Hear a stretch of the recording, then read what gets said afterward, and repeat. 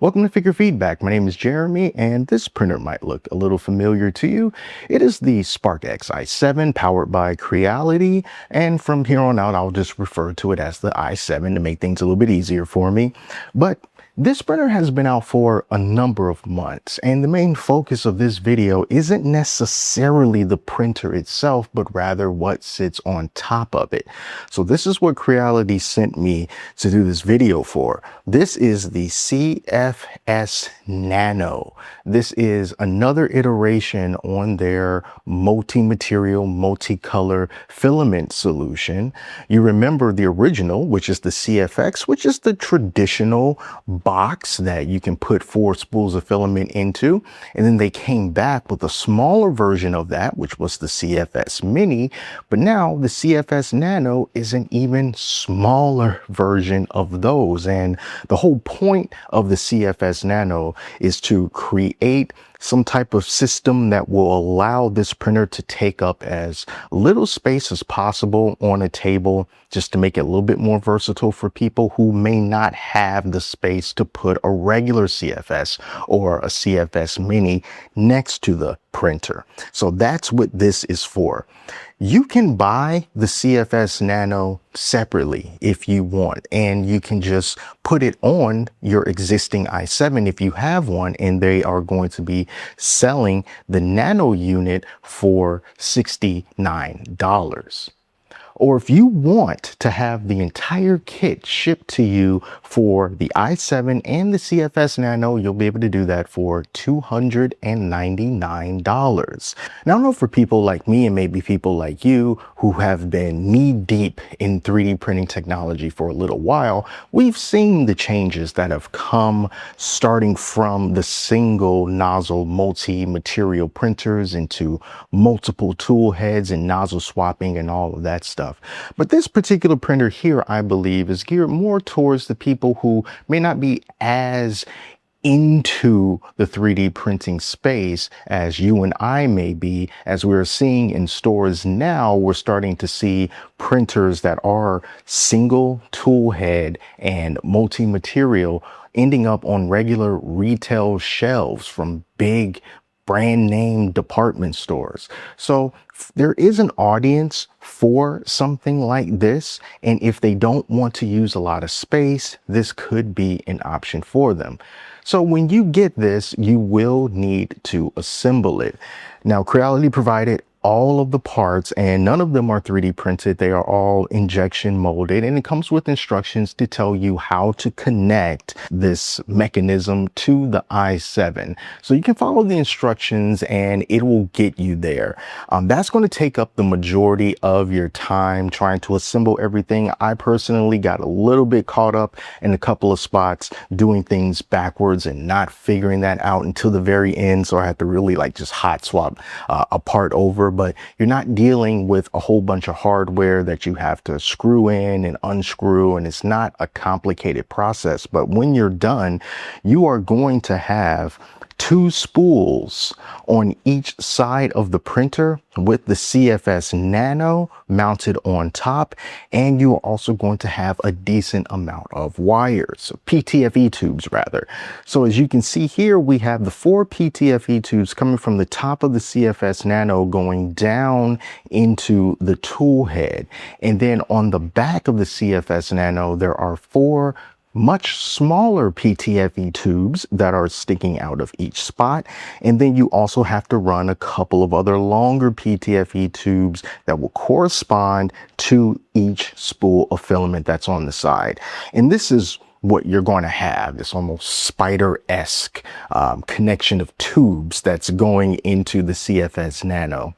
Now, one kind of interesting thing about it is, even though there is a gap in between the very small filament tube that's in the CFS Nano and the tubes that your filament is going to be pushed through, When you load filament, it's going to automatically detect it. It's going to pull it in. And when the filament is being pulled in, the PTFE tube where it comes from is going to be pulled right next to the little smaller tube that's coming out of the CFS Nano. So it's essentially eliminating that open gap. I was a little bit curious as to whether it was going to stay like this, but once the filament is loaded, it all just sort of goes away.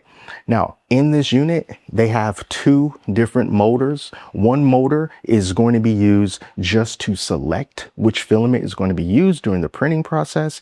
And then the other motor is used for retracting and loading the filament. When you start to see a swap happen, you'll be able to see all of the mechanisms moving around, and you'll see the PTFE tube sort of just shifting left to right and front to back and just sort of doing its thing. And while you're swapping over the different filaments, I counted it takes about 72 seconds from the point where the tool head cuts the filament to when it's being retracted, new filaments being loaded. It goes through the purge cycle and then it starts printing again. That takes around 72 seconds. Now, because this is the single tool head multi-material printer, yes, you are going to have to deal with filament waste. It's just how it works. It's how these things work. So you can go online to like Creality Cloud, which is what I did, and just print out this little poop bucket like this and just stick it around the side of the printer. There's many different designs that you can choose from, and then you'll be able to catch that waste. And maybe you can find a creative outlet to use that waste, but there's no way around it. It is going to happen.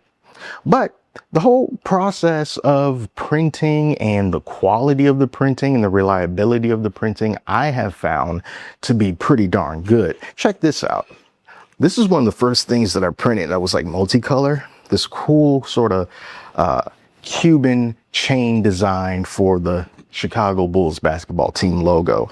This is awesome. And that's kind of one of the things that I like to do if I have to print with a single tool head multi-material printer like this, is if you can find files that don't require you to switch filament all that often. You know, some prints that you find, you have to swap filament hundreds if not thousands of times, whereas something like this, you only do a handful or a couple of handful of filament changes. And yes, there is waste, but that little waste I think is worth it to get something that looks so cool just like this. And this was all done just in one piece on the build plate. I didn't have to attach anything like that. It just printed out this way. And everything that I've printed on this printer so far has turned out good. I haven't had any failures. This build plate I think is really good. It holds on to the prints very, very well.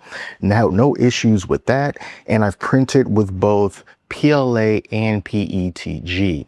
Now, one slight thing that you may have to give up with this printer is that it's not really recommended that you use TPU in the CFS Nano, but if you aren't interested in using TPU and you're just going to be sticking with your PLAs and your PETGs and different variants of that, then you will be good to go.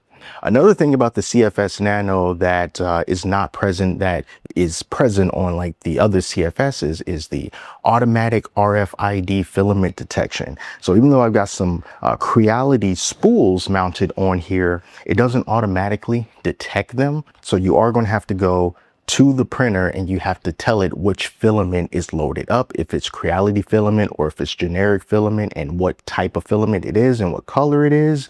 And then you'll be able to just sync that right to Creality slicer so that the printer and the slicer will be on the same page.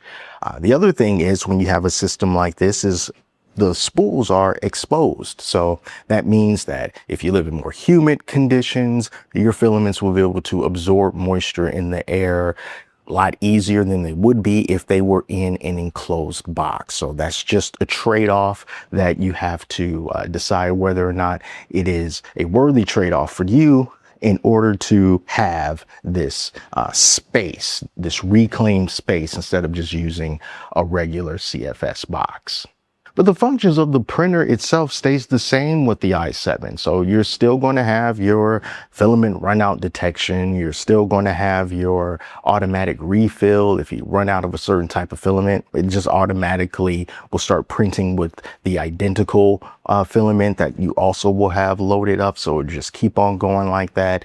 You still have access to all those things. The printer itself has not changed. The only thing that has changed is just the CFS on top that loads the filament. You got access to the entire build plate.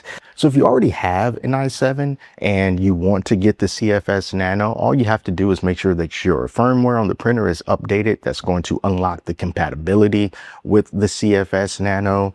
And there's also been another update recently that I found to be very helpful, in which it more specifically tells you exactly where the filament is on the printer, so that you'll be able to have the filament in the right order. When I first got the printer, there was a little bit of confusion between the printer and the slicer, so that I would think that this was filament spool number 1, but the slicer thought that it was filament spool number 4, and it just kind of mixed things up a little bit. Creality must have caught that at some point. They put out another update, and now it shows you a clear picture of the printer to tell you what each spool of filament is corresponding to. So there's no more confusion when it comes to the slicer and what you actually have loaded up in the printer.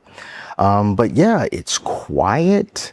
The camera on it is a 720p camera. The frame rate is good, so you'll be able to look at your print as they're printing through the slicer, and it's not that, you know, jerky motion that we see with some other cameras on printers. It is nice and smooth. It is a good camera. It's got like a little privacy shield on it as well, so you can just take that little plastic cover and you can use it to cover up the camera lens if you value your privacy in that way. So you don't have to use the camera if you don't want to. But yeah, this is a good little kit, I think. And the main thing that you just have to ask yourself is, are you willing to have your filament exposed on the outside like this, so that you can have the extra space minus a CFS or a CFS mini unit? That's the big question here. The printer itself is good. Could be good for a first printer. Could be good for someone just getting into it. It's a good printer. But what is your multicolor, multi-material unit is going to be like? That is going to be up to you. So once again, $299 for the kit, $69 for just the Nano, and what you need to connect it to the i7. I'll leave links in the description where you'll be able to go to Creality's website and choose the printer or accessory of your choice. That's going to do it for now. Thank you all so much for watching. Till next time, take care of yourselves, and I'll speak to you soon.